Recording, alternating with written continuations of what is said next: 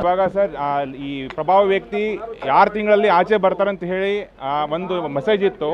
ಇವಾಗ supreme court ಇವತ್ತಿನ ಅದನ್ನು ಕ್ಯಾನ್ಸಲ್ ಮಾಡಿ ಒಂದು ಈ ಕಾನೂನು ಎಲ್ಲರಿಗೂ ಒಂದೇ ಅಂತ ಹೇಳಿಬಿಟ್ಟು ಎತ್ತಿ ತೋರಿಸಿದೆ ಸರ್ ಇವತ್ತು. ನೆಕ್ಸ್ಟ್ ಪ್ರೊಸೀಜರ್ ಏನಿರುತ್ತೆ sir? Next procedure sir judgement upload ಆದ ತಕ್ಷಣ ಇಮಿಡಿಯೇಟ್ ಆಗಿ ನಾವು ಅವ್ರನ್ನ ಕಸ್ಟಡಿ ತೊಗೊಂಡ್ಬಿಡ್ತೀವಿ ಸರ್. ಜಡ್ಜ್ಮೆಂಟ್ ಬಗ್ಗೆ ಅಟ್ಲೀಸ್ಟ್ ಒಂದು 2-3 minutes short main point silent ಹೇಳಿದ್ರು ಮೇನ್ ಪಾಯಿಂಟ್ಸ್ ಜಡ್ಜ್ಮೆಂಟ್ ಅಲ್ಲಿ ಸರ್. ಜಜ್ಮೆಂಟ್ ಅಲ್ಲಿ ಇಂಪಾರ್ಟೆಂಟ್ ಪಾಯಿಂಟ್ಸ್ ಅಂದ್ರೆ ಸರ್, ಈ ಹೈಕೋರ್ಟ್ ಅಲ್ಲಿ ಏನು ಬೇಲ್ ಕೊಟ್ಟಿದ್ರ ಬಗ್ಗೆ ಸ್ಟ್ರಾಂಗ್ ಆಗಿ ಮೆಸೇಜ್ ಕೊಟ್ಟಿದ್ದಾರೆ. ಈ ತರ ಆರ್ಡರ್ ಮಾಡಬಾರ್ದು ಅಂತ ಹೇಳಿ ಸ್ಟ್ರಾಂಗ್ ಆಗಿ ಮೆಸೇಜ್ ಕೊಟ್ಟಿದ್ದಾರೆ. Is order effect all over India sir. ಹೈಕೋರ್ಟ್ಗೂ ಕೂಡ ಚಾಟಿ ಬೀಸಿರುವಂತಹ ವಿಕೃತಿಯನ್ನ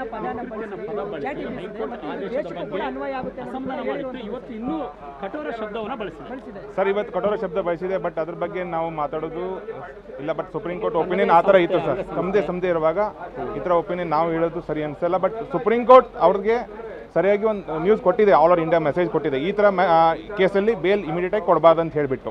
ಪೊಲೀಸರು ವಶಕ್ಕೆ ಪಡೆದಂತ ನಂತರ ಜೈಲಿನಲ್ಲಿ ಆಗಿರ್ಬೋದು ಮತ್ತೆ ಅವ್ರಿಗೆ ಯಾವುದೇ ರೀತಿ ಟ್ರೀಟ್ಮೆಂಟ್ ಕೊಡಬಾರ್ದು ಅನ್ನೋದು ಕೂಡ ಸರ್. ಹಿಂದಿನ ಸ್ಪೆಷಲ್ ಟ್ರೀಟ್ಮೆಂಟ್, ಈ 7 ಸ್ಟಾರ್ ಟ್ರೀಟ್ಮೆಂಟ್ ಬಗ್ಗೆ ಹೈಕೋರ್ಟು ಸುಪ್ರೀಂ ಕೋರ್ಟ್ ತುಂಬಾ ಸ್ಟ್ರಿಕ್ಟ್ ಆಗಿ ಆಕ್ಷನ್ ತಗೊಂಡಿದೆ. ಇವಾಗ ಅವರು ಈ ಅರ್ಲಿಯರ್ ಒಂದಿಷ್ಟು ಜನ ಸಸ್ಪೆಂಡ್ ಮಾಡಿದ್ರು ಸರ್ SP ದಲ್ಲಿ.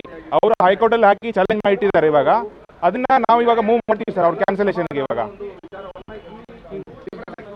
ಇನ್ನು ಕರ್ನಾಟಕ ಫಿಲ್ಮ್ ಆಕ್ಟರ್ ದರ್ಶನ್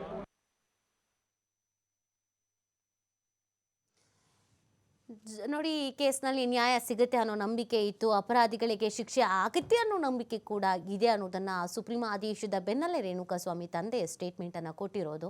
ನನ್ನ ಮಗನಿಗೆ ನ್ಯಾಯ ಸಿಕ್ಕಿದೆ ಅಂತ ರೇಣುಕಾಸ್ವಾಮಿ ತಂದೆ ಕಣ್ಣೀರನ್ನು ಹಾಕಿದ್ದಾರೆ ಇದೇ ಸಂದರ್ಭದಲ್ಲಿ. ಅದರ ಜೊತೆಗೆ ಸುಪ್ರೀಂ ಕೋರ್ಟ್ ಕೆಲವೊಂದಷ್ಟು ವಿಚಾರಗಳನ್ನು ಪ್ರಸ್ತಾಪಿಸಿರೋದು, ಅದು ಹೈಕೋರ್ಟ್ ತೀರ್ಪನ್ನು ಉಲ್ಲೇಖಿಸಿ ಈ ರೀತಿಯಾದಂಥ ತೀರ್ಪು ಪ್ರಕಟ ಆಗಿರೋದ್ರ ಬಗ್ಗೆ ಕೂಡ ಕೆಲವೊಂದಷ್ಟು ಕೋಟ್ಸ್ಗಳನ್ನು ಹೇಳಲಾಗಿದೆ. ಅದಕ್ಕೂ ಕೂಡ ಇದೀಗ ಮೆಚ್ಚುಗೆ ವ್ಯಕ್ತವಾಗ್ತಾ ಇದೆ.